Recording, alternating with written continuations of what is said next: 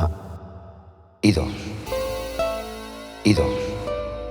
Una y dos. Una y dos. Hello and welcome to Cortes NYC Livestream, the podcast. This show broadcasts twice a week out of New York City. We are your hosts, Cortes NYC and Carla de Puerto Rico. And on the show, we talk about art, creativity, city life from a Latino perspective. I'm a visual artist. And I'm a singer. And this is episode 49. As always, you can find us on iTunes, Stitcher, Podbean, and Spotify, and also on social media, on Facebook, Instagram, Twitter, and Tumblr. And you could also go to my online store, cortesnyc.bigcartel.com. You can find original art, stickers, posters, pins, and all kinds of goodies for you to support, shop and support. And a big shout out to all our followers, all our listeners from around the world. Shout out to the caravan of Latinos coming up through the border. We'll see how this turns out.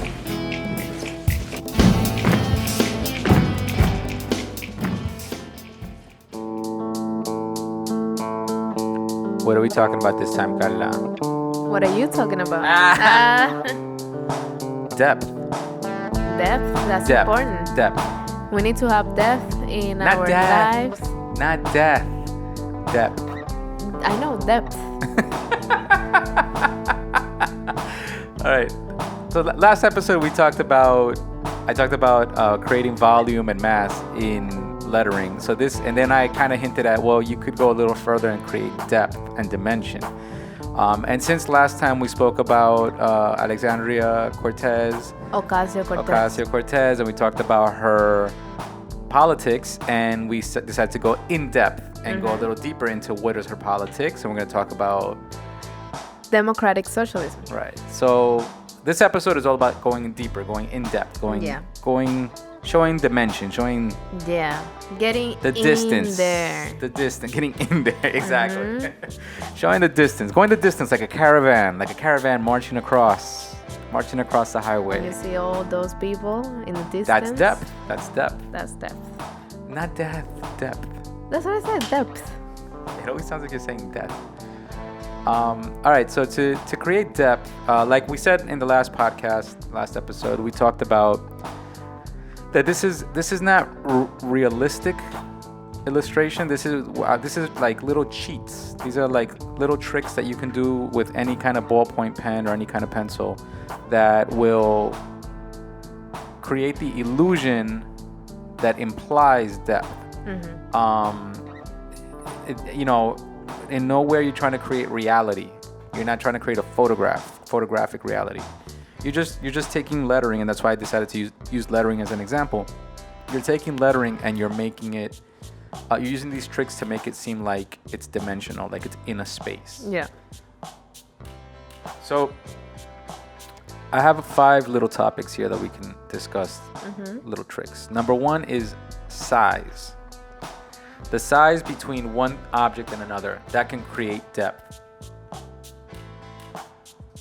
If you make an object bigger and right next to you make an object that's smaller, they can seem like it's one big and one small, but depending on how you place it, one of the big and one of the small objects, you can create the illusion that one is bigger or in front of the other. In front of. Yeah. So it depends how you place it though, and that's where you have to experiment, and that's where you have to practice a little bit. But depending on where you place the object in relation to the other, just the scale alone can create a sense of depth of space, like one is in front and one is behind. I think this works with figures. It works even with a cube. If you made one cube big and one cube small, like you would get the idea, right? The next one that I would say is overlap. So first you have your scale, you have one big and one small, but then overlap is the next trick that'll definitely give you a sense of dimension and depth on the most basic way. Just by taking one object and overlapping the other so that you're showing that one is being covered by the other object, that automatically tricks the brain and it tricks the eye, and it says that one object is in front of the other. And you don't need any shading really to do this. I mean, if you just take one circle make it a half circle and then put another circle in front of it, on top of it, so that you only see half circle of one and then you see the rest of the other. That already just lets you know that one circle is in front of the other, and it gives the illusion that there's spheres or something, one globe in front of the other. Yeah. That's overlap. Overlap is that trick. And then if you combine size with overlap, you definitely are going to get dimension. The next one, and again, like I said before on the previous podcast, previous episode, I'm going to do a post for this so that you guys can get a visual point of reference for what I'm saying, because I know that just hearing me talk about it might lose some people and might confuse some people. But the visual will definitely sell it. The next one, number 3, is line thickness. Line thickness is big. It's a nice trick. If you take a circle, you take another circle, and you just make one circle with a bolder line than the other, that bold line circle is going to stand out more than the other. Even if they're equally sized, it's going to give you the impression that one is in front of the other, that one is behind, that one is in the distance, and one is closer. And again, all these techniques, like these little tricks, if you combine them all, it creates the entire sense of depth. It's not just one or the other, but if you combine all of them, size, overlap, and line thickness, you will definitely get a sense of depth in your drawing. And these are things that you could do without any shading. So that was number 3, line thickness. Number 4, this might involve a little more shading, I think, to pull this off. It doesn't have to be very realistic shading, but just a little sense of shading. The number 4 is contrast. Things that are closer to you in an illustration, in a drawing, things that are closer or up front, they tend to have higher contrast. You see more of like the shading, you see more of like the highlight, the mid-tone, the shadows, and you can very clearly see that there's detail in the contrast. Objects that are further away have lower contrast, and this is an illusion that you see it in reality. When you look at photographs, or you look out into the distance, you'll see that a building that's far away will have lower contrast. The colors will be a little more muted. The highlight to the shadow contrast becomes a little lower. You can definitely, a perfect illustration of this is on a foggy day, on a rainy day. If you look into the distance, you'll see that things are kind of cast into a grayed out cast. Yeah. So that gives you less contrast than an object that's right in front of you, that is lit, and it has the highlights and the shadows, and you see the texture, you see all these things. So that contrast is what makes things look far away or close up. But I think in order to do that, you might have to do a little bit of shading, a little bit of rendering, just to kind of give a little bit of that. Especially if you're just doing like a circle or a cube, you're gonna have to do some play in shading. And then the last one on this little list is number 5, detail, which I kind of hinted at before. So detail also goes along with that. It's a photographic trick that tricks the eye. It's something that we see in everyday life, but you can imitate it in your drawing. So if you're drawing something that is up close, you put a lot more detail into it. Detail can be the texture, it can be the pattern.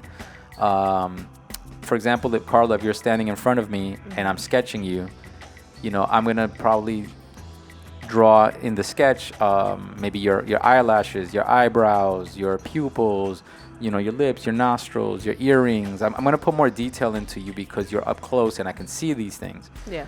If you're, let's say, at the other side of the room, I might be able to see these things, but I'm not going to see the details in them. So I'm going to kind of ignore some of those things, and I'm probably going to focus more on your entire body, head to toe. Yeah. And I'm not going to put as many details. I'm going to just put your figure, and I'm going to put like your gesture. And your face is going to be simplified. I'm not going to put every eyelash. Yeah. If you're on the other side of the room. So those little tricks can work for drawing a human being, but they could also work for drawing a building. If I'm drawing a building that's up close, and then I'm drawing a building that's far away, the building that's up close, I'm going to draw the window, the windowsills, the bricks. I'm going to detail the bricks. I'm going to draw if there's a sign on the window, or somebody's face, somebody hanging out in a window. I'm going to be able to draw them in the window. there's a building that's far away, I'm probably just going to draw some generic shapes, like a big rectangle and the little squares that make the windows, and I'm just going to leave it at that, and I'm not going to get into the details of the building. And these little tricks, if you combine all of them, and I'll show you guys an example of that. That's what I'll post. I'll post a visual for this. But if you combine size, overlap, line thickness, contrast, and detail, if you combine all these tricks together, your drawing will have depth. It'll have a sense of dimension. And like I'll probably show it with some lettering. But if you can do this with lettering, and people do it in graffiti all the time. They actually do this in graffiti. If you look at some of the more elaborate productions, you'll see that people do these little tricks to kind of give you a sense of depth. They'll do something in the background, and they'll just use like one can and just kind of give you like a misty background and maybe silhouette only. Like if you're gonna do some figures in the background, maybe you just make them in silhouette. There's no detail. And then in front of that figure, you'll put a figure that has detail, and you can see his face and his expression and all that stuff. Or in graffiti all the time, they do buildings. Like they'll do cities. They'll just do the silhouette of the buildings, and they'll just put maybe a little bit of detail, and then they'll make one building that's up close and it has the bricks. And that's how it's a cartoon way of giving you a sense of dimension. But yeah, so those are those tricks. What do you think of this, Carla? Well, it's very interesting. Yeah, you ever mess around with any of this? No. Of course not. But I feel like it's good to know that you can go maybe step by step and then create a final piece that will give you that sense of depth, Because sometimes you don't think about the step by step aspect of it. Well, think of it like this.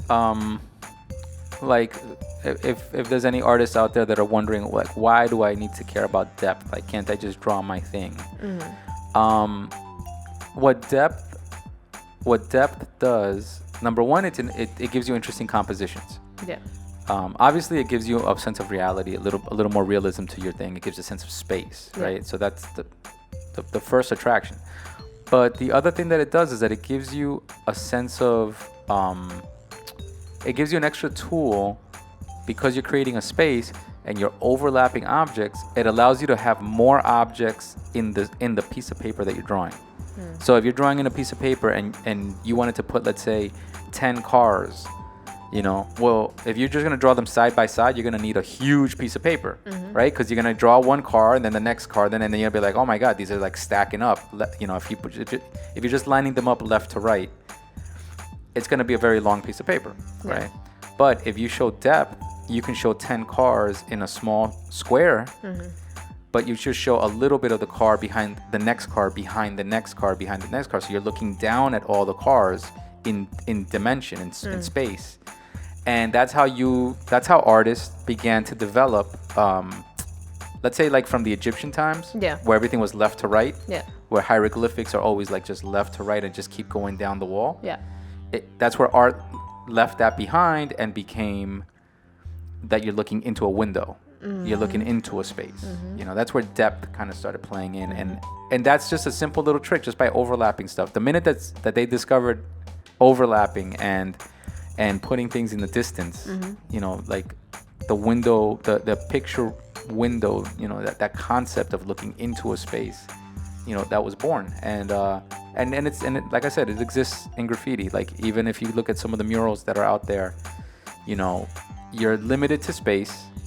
You don't have a whole, you don't have the entire wall for yourself. You're given this little space. So how do you create more things into that little space? Well, you start to put them behind each other and you start to stack them and you start to create depth. You go into the space. Take advantage of the space that you're given. Exactly. And then, I mean, it makes it more realistic, I feel. It makes it more realistic, but it also gives it more point of interest. That's like true. when you see something that is flat, left to right, just lined up, one, then the next object's on the right, then the next object's on the right. It's predictable. And you're just looking at the whole thing and you're just kind of reading left to right and you're just seeing the whole thing. But when you start to stack objects and put one in front of the other, it challenges your brain. It makes you complete the image. If you only see, part of somebody's shoulder and you don't see their body, and you only see a little bit of their face and their shoulder, and they're hiding behind an object, and then behind that object is like a little bit of a scenery, your brain starts to invent what's the rest of the image that's missing. What's the story behind What's the the story behind it? Literally behind, the objects. What's the Yeah. story behind them? So that's a point of interest, and it gives a sense of scene, and it challenges your imagination a little more Yeah. than just putting a piece dead center with no depth, no dimension. Yeah, yeah. Even if you were to render it really realistically, but an object just sitting in the middle of nowhere, not doing anything, is not gonna impress anybody. It's not gonna challenge anybody. It's more, that would be more like a study of an object instead of a scene. Right. But then the other trick, if we, this is strictly black and white, and I'm gonna stick to the visual. It's gonna just be pen and ink. I'll do something with a ballpoint pen. But if we went into color, and I just talked about quickly creating depth with color, there are theories for creating depth in color that are instant cues to the brain that give you a sense of depth without going too realistic. And I'll just go through a little bit of that. Like one of the things that I remember was being told that you want to use complementary colors that contrast each other, like red and green, right? So you want to, if you have, or purple and yellow, or blue and orange. So if you're painting something in color, even if it's watercolor or markers or anything, or spray paint, right? And you're doing something that is, let's say, in blue tints, then you're gonna make your background elements, or the elements that go behind it, begin to slowly go from blue to orange.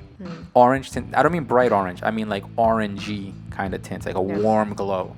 So the cool stuff will be in the front and the warm stuff will be in the background. Or vice versa, the opposite. The warm stuff can be in the front and the cool stuff can be in the background. Yeah. And when I say blue and orange or purple and yellow, I don't mean, you can do it, but I don't mean the stark, exaggerated, high contrast purple and yellow.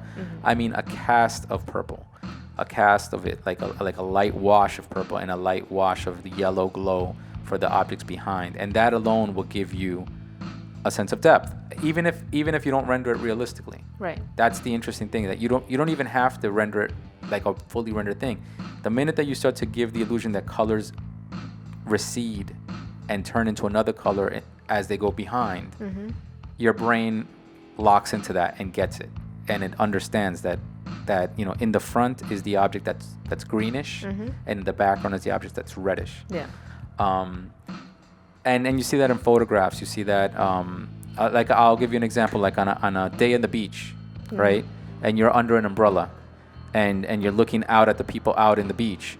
Well, everything that's in front of you and with you, around you, or close to you, if it's under an umbrella, it's going to be cast with a little bit of a blue.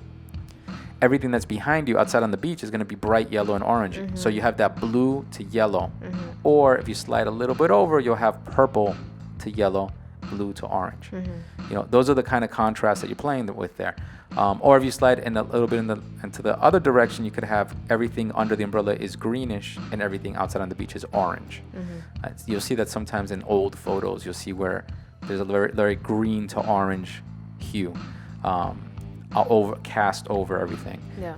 But that contrast of what's cool and what's warm, you see that in photos also. If you take a picture inside of a room, and in the distance is the sky and the city, on a not so sunny day, you will see a very clear definition that the lighting that's inside is a little more orange or yellow because it's the light bulbs, and everything outside is a lot cooler and a lot bluer. Yeah. And it's going to be very clear. It's going to be very obvious. And that's where you see those things. The other trick in color, playing with perspective, if it's not using the complementary colors like that, contrasting colors, it is to go from saturation to neutral, to grays. So you go from something that is very colorful and filled with color in the foreground, in the front, and things that go further back become gray. You start to mute down the colors, and you start to you can use color, but use colors that are more muted down and grayish, right? and that'll start to lower the contrast of the objects and send it further back, and it tricks your eye, makes you think that you're seeing something that goes into the distance. Also, the black to white, you'll have objects that in the front have a very heavy, high contrast black shadows, white highlights, and then when you look at something in the distance, they have gray shadows and gray highlights. They tend to mute down a little bit. Yeah. So they look a little more faded, and that gives you that sense of depth.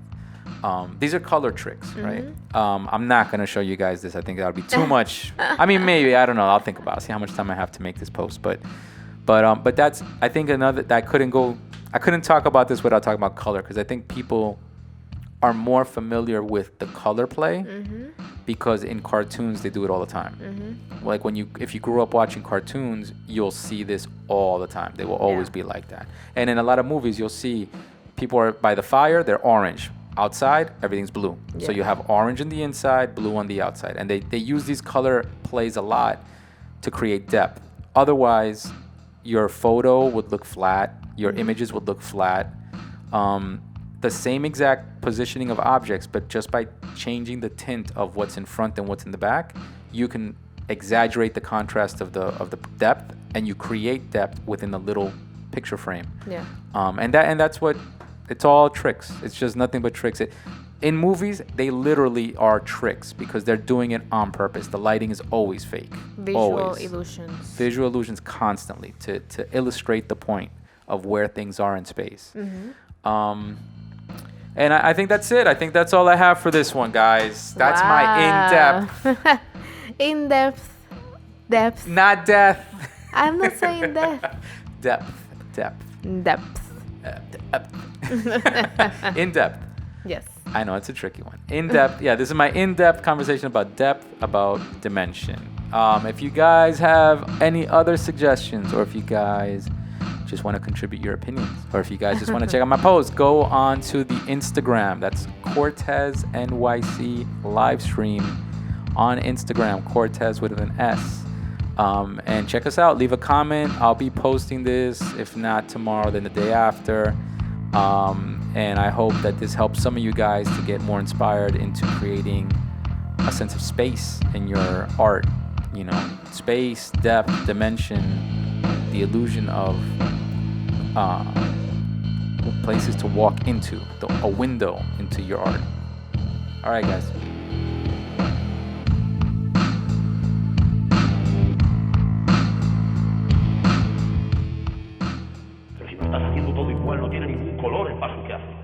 Separa menos tiempo. 1, 2, 3, 4, 5, 6, 7, 8, 9, 10. Culture talk. All right, I'm here for all this because I was told that I'm going to learn some new politics today, that I'm not really a Democrat, that I'm some sort of socialist Democrat. Oh my God. We'll see what is I'm this about? A communist, crazy communist now. Oh no. I'm not a Democrat. You're misinforming the people over here, so. Yeah. No, I got in the mail. I got my letter saying that I'm registered to vote. Democratic Party for the next whatever that is. November 6th. Yeah. We'll see what happens. Yeah. But get ready, go vote. It's important more than ever. but you what you're going to talk about today is not democratic. Well, it's not on the ballot. No, it's not. And the ballot is just democratic. So what are we talking about today? We're gonna be talking about democratic socialism. Okay. And I wanted to talk about it because in the last episode we talked about Alexandria Ocasio-Cortez, and I wanted to go a little bit more into depth of what is democratic socialism, what does it stand for, and what are some of the ideas behind this philosophy, which is very interesting and is not what the majority thinks, that is communism, or that it's about the government ruling everything. Yeah, they're associated with Cuba and Cubans. Yeah. They're associated with Venezuela. They're associated with all kinds of things that that are quote unquote un-American. Meanwhile, it's probably the most American thing because a lot of people share this ideology and they don't realize it. So based on the definition given by the Democratic Socialist of America, it says official. Yeah. It says that Democratic Socialists believe that both economy and society should be run democratically to meet public needs, not to make profits for a few. That's a big difference right there. The concept that the economy and the economy and society should be run that way. Should be run democratically by the people. Right. Which is the base of this nation. For the people, by the people, and we the people. You know, the people is always named everywhere.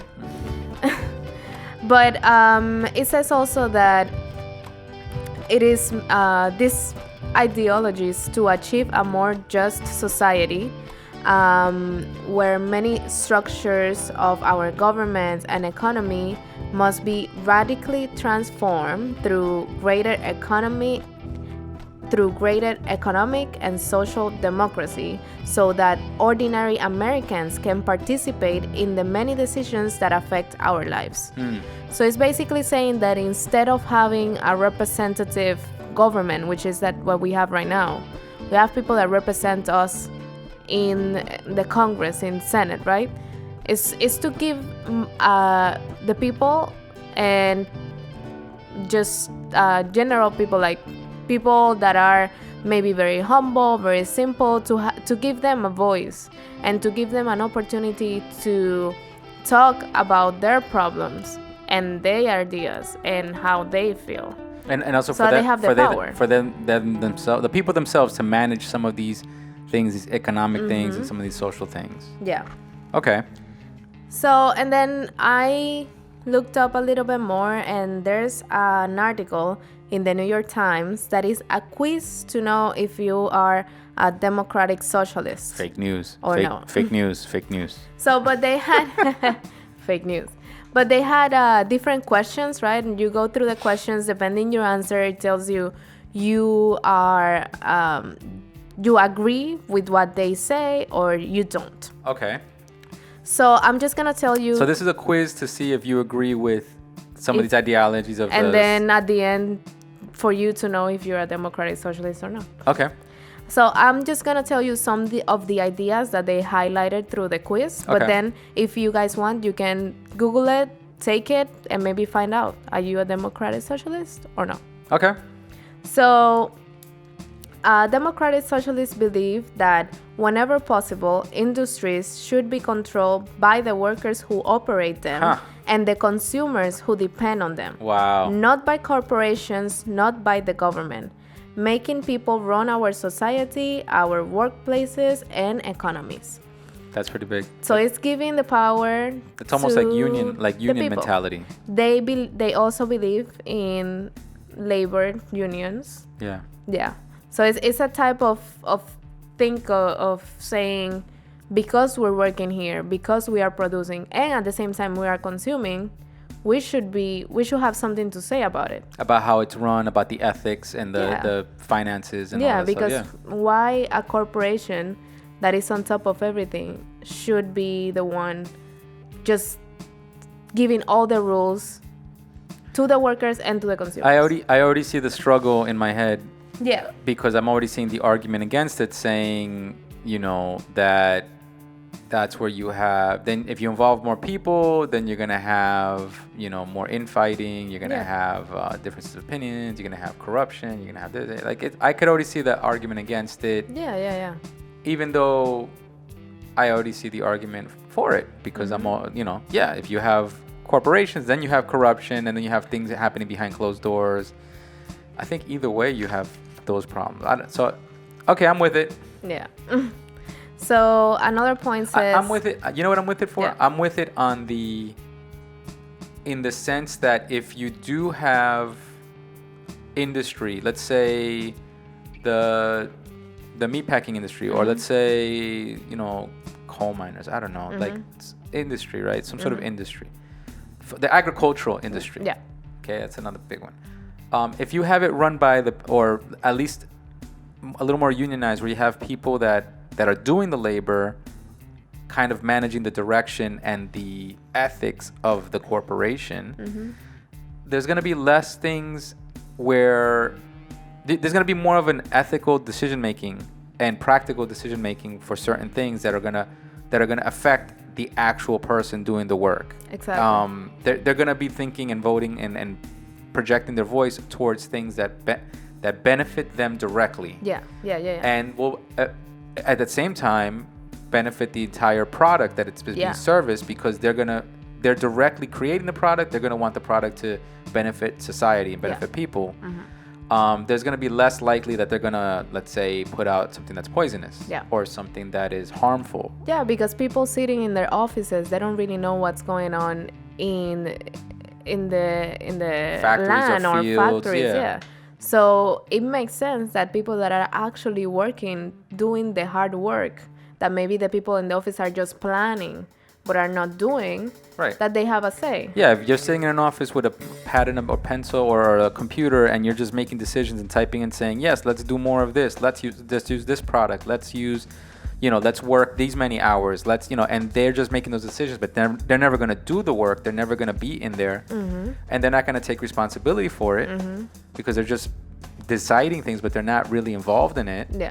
Yeah, I can see where they can have problems, and I can see the benefit of having, the people themselves be involved in the decision making. It's just, the only issue is just that unions do exist, and unions do have a lot of monopolizing as well. So it's difficult. Yeah, it has to be a balance. Yep. All right. 50-50.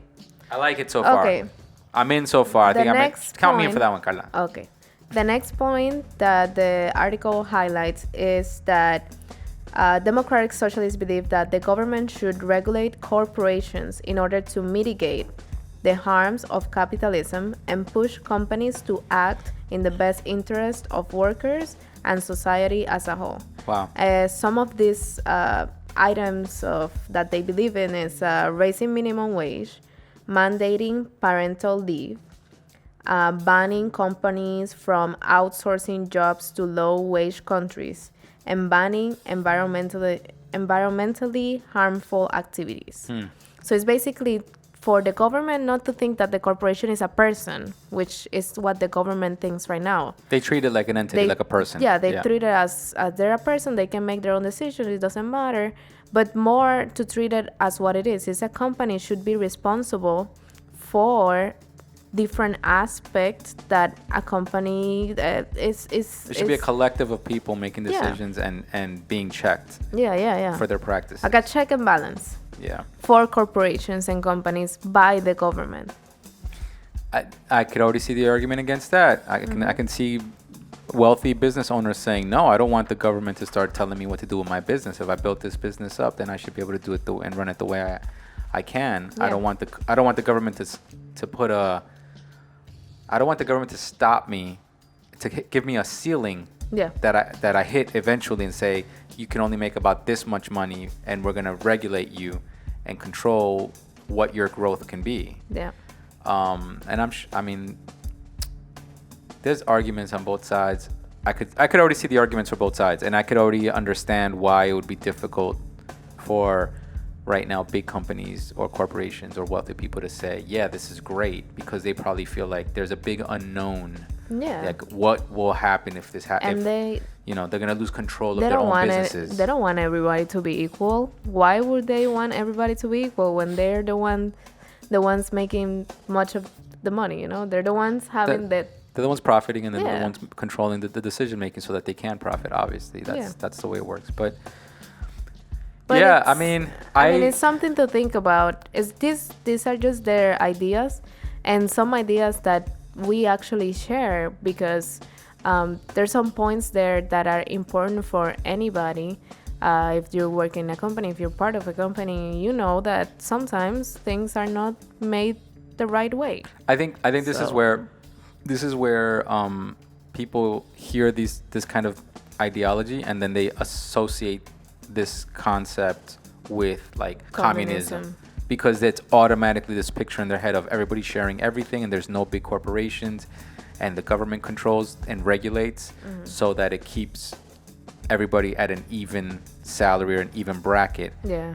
I don't think that has to be that extreme. No, I think that maybe capitalism and this type... Capitalism is another extreme, and we're in a different level of capitalism in the United States. Like in a high super... Yeah, we're like mega capitalists. Yeah, so... But at this... Exactly. So because we are at that point, I think that it's necessary to have some kind of regulations.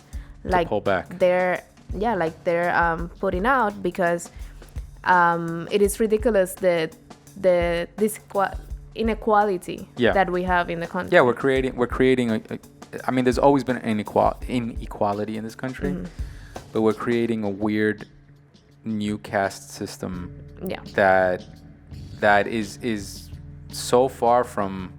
I mean, you heard Bernie Sanders and all those people talking about like the 1% and the 8% and all that. Like, the amount of like, wealth that is kept to such small amount of people. It's so extreme that we don't even see it. Exactly. We're not even aware of it. Exactly. And it's happening all around us. Yeah. So the last point that is highlighted on this article is that democratic socialists believe that no one should lack basic necessities because of the accident of where or to whom they were born. Nice. I like that everybody should have food, quality education, healthcare, and childcare. So that everybody in this country is so wealthy, and that's why talking about inequality makes sense, because how is it that we have the 90%, the 1% that controls, I don't know how many, 90% of the economy, but you still have people without water, and you still have people living in poverty in the United States. And that's an idea that I think most of us would agree with. That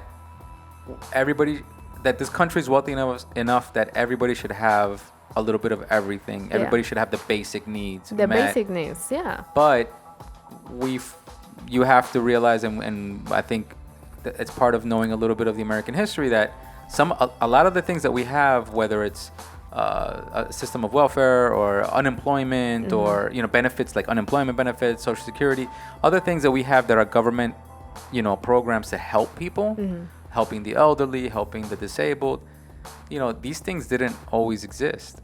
And they're new tested concepts, things that have been tested maybe 100 years, 200 years, not that long. So it raising the level of raising the lifestyle of people, of the masses of people, right, is not a concept that most countries, organized governments have really cared about over the centuries.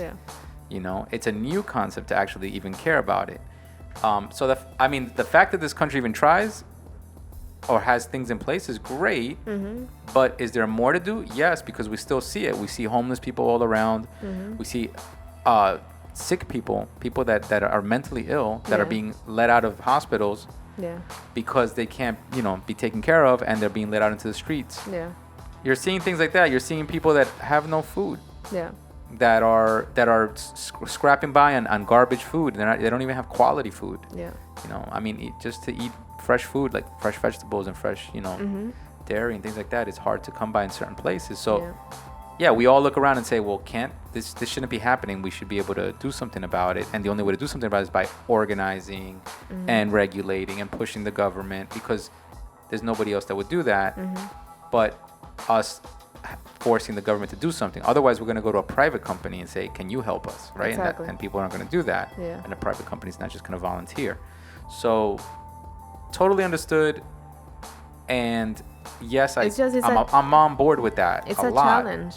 But it's a challenge. Yes, it's a challenge. Everything that is laid out here is a challenge. I think just because we as people and as citizens, sometimes we're so comfortable living the lives that we're living, right? Yeah. We are focused on our future and on how are we gonna get by, not necessarily how society as a whole is gonna get by, because it's hard. So you want to keep up with your life and you want to keep up with your future.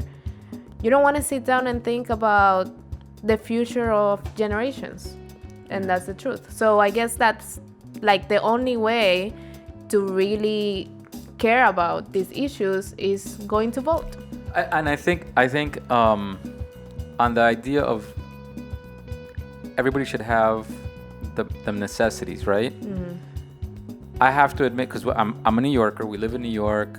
We have a certain lifestyle. We have certain things that we need, but then we also have certain things that we don't need. Yeah. That we understand that is not necessary. Yeah. And I think it's because we're living in a community. Mm-hmm. We're in a city, and we're sharing public transportation. Public transportation is another concept. Yeah. That is, like an organized for the people kind of concept that is unionized, is and is constantly with strikes and things, and they're trying to increase the fares and all that kind of stuff. Yeah. And the fact that we have to share all these things constantly, I think for the most part you will see that people in the city, the average person in the city, will be okay with the idea of sharing and that people should have what they need. Yeah. Right? The average person, the most people. But I'm sure in the city there's also people that for them enough is never enough. Yeah. That they want more and they get more and then they want more and they get more and then they want more. They want a bigger apartment, a bigger house. They want to, they want to have luxuries. They want to have things that aren't necessary. Yeah. And when they have all these things that are their comfort things, they still want more on top of that. Well, look at Trump. Yeah. He had everything and he wanted to be president. That wasn't necessary. Yeah. And now he's president. Something that he didn't need it. It was just for his ego. For being like, look, and I can do this too. Yeah. Yeah. I mean, he didn't really have to be president. No. There was nothing in his past that said he'd be a great president. Not necessary at all. We didn't need it. Nobody called for it.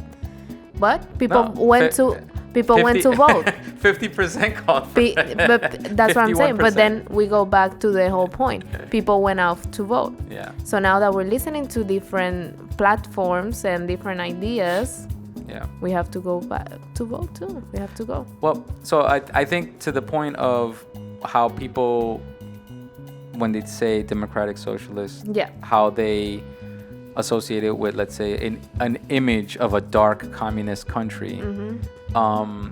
I think there's a you don't have to be uber wealthy. You don't have to be extra wealthy to still have it a little twisted in your head. If you're the kind of personality that enough is never enough and you always need more, then you probably have that image in your head. When you hear democratic socialist, you probably imagine this dark communist environment where you don't have enough, where you just have only enough to survive. Exactly. Like as though that would be the extreme. Right. That people would tell you can't have any luxuries. Right. You know what I mean? And I think we overemphasize luxury in the capitalist environment. Yeah. And some things that we think are necessary are luxuries, and we don't realize it because we're in a capitalist environment that is constantly produce and consume.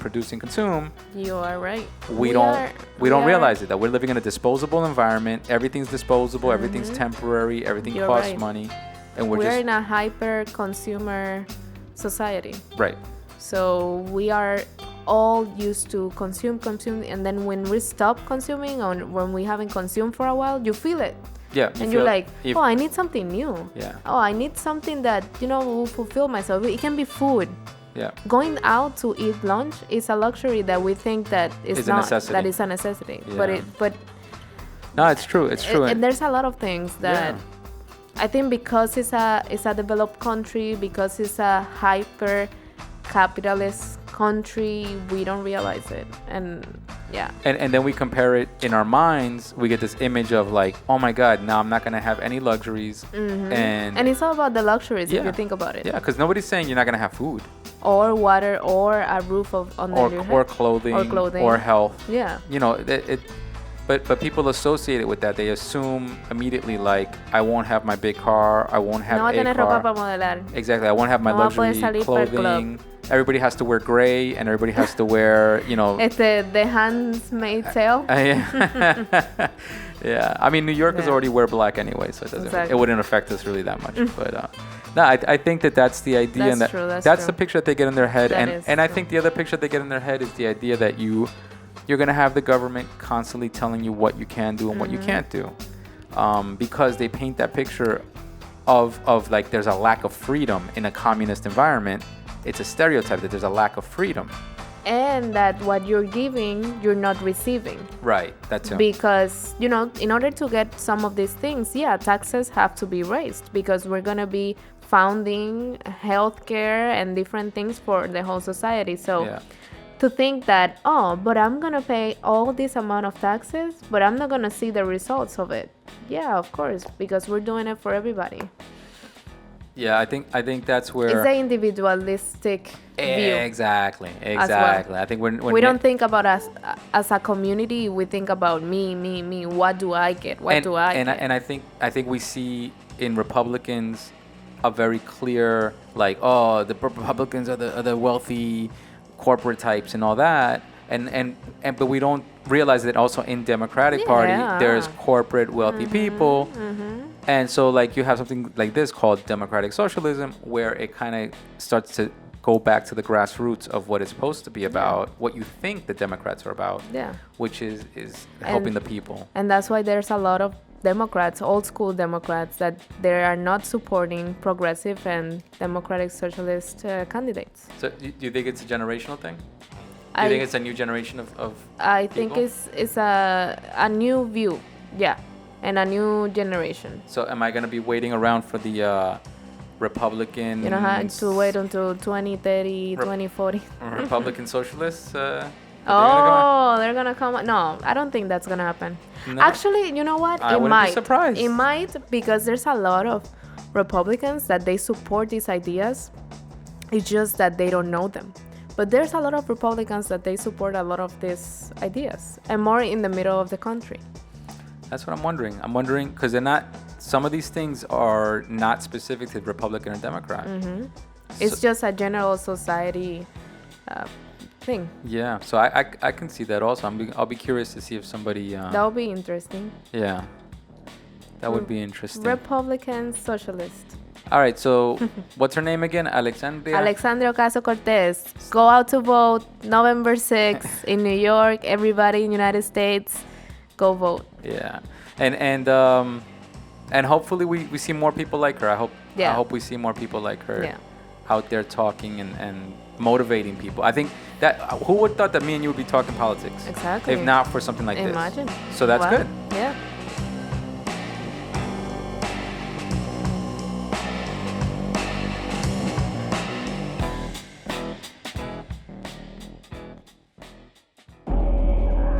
You wanted me to teach you, right? This is street reality. Hablando español, Carla. Okay. How do you say depth? Yeah, how do you say depth? I said it the same way you're saying it. Okay, now you got it now. Okay, depth. Depth. I do not know how to say depth in Spanish. You don't know? Depth. I mean, I know how to say profundo. Profundidad. Is it? Yes. So profundo is deep. Yeah. So depth is profundidad. Profundidad. That's a big word compared to depth. Yeah. Profundidad. All right, gotcha. See? Next one. Yes. Dimension. Dimension. Dimension. Okay. Next one. Dimension. Dimension. Okay. Dimension is Dimensión. Yes. Okay. Next one. Illusion. Illusion. Illusion is Ilusión. Yeah. These are too easy. Next one. Scale. Scale. Scale. I was gonna say Escala, but it's not Scala. It is Scala. Scala, scale, but that's to weigh something. Yes. But if you're talking about the scale of an object, like the size of an object, I don't think that would be Scala. So there's another word that is amplitude, Amplitude. which also translates to width or scope. Amplitude could be scope. I could see that. But not scale. Scale would not be. So Scala? Really? Mm-hmm. Put it in a sentence. How would you say Scala? Like the scale of that building. You would say la escala del... It can be el tamaño a escala. I've heard that. Tamaño a escala. Tamaño is size. Size of the scale. Okay, I guess. I'll accept Scala. Fine. Okay. I'm sure I'm going to research it and find a better word, but... Okay. The next one is Hablando español. overlapping. Overlapping. Wow, that I've never said that in Spanish. Overlapping. Overlapping. Overlapping in Spanish. Yeah, you're not gonna know this one. I mean, I would have to put it in a sentence and say like poner encima, like put in front or something like that. But I would never know overlapping. Yeah, so there's actually a word. What is it? Is superposición. Superimpose. Superposición. Superposición. Superposición.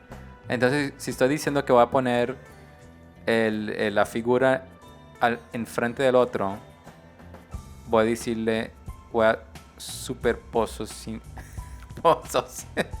Help me out here. Come on. You will say voy a... No es superimponer. I've heard also superimponer. So voy a Superimpose. superponerse. Superponer. Voy a superponer esto sobre esto.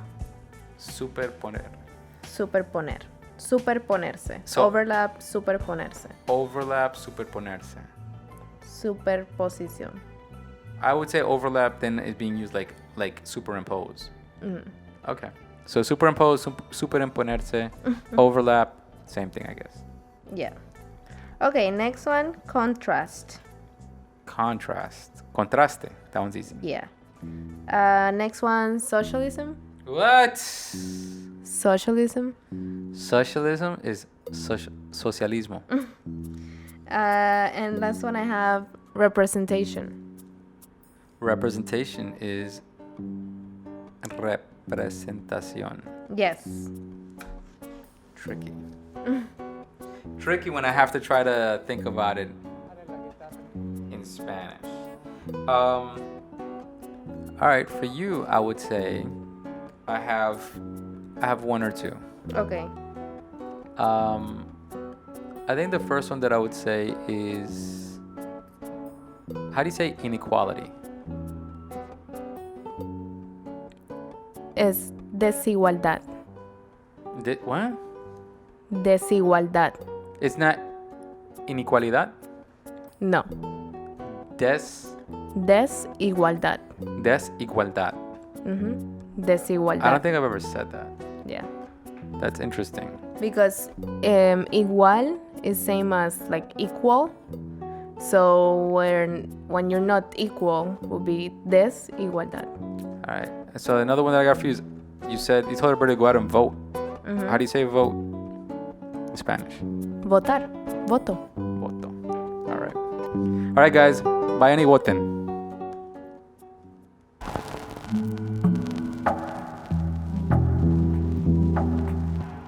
All right. Another episode in the bag. Yes. Catching up. Yeah. Finally. Do we know what we're going to talk about next episode, or are we just going to wing it? Wing it. Wing it? No, come on. We know what we're going to talk about. Next episode is easy. We're going to talk about Picasso, Oh, that's right. the series. We're gonna be reviewing the Picasso TV show. Yeah, and I might talk about Cubism also. Oh, that's cool. But yeah, we finally got to see the whole series, so we're going to talk a little bit about that. Yeah. All right, catch you guys next time.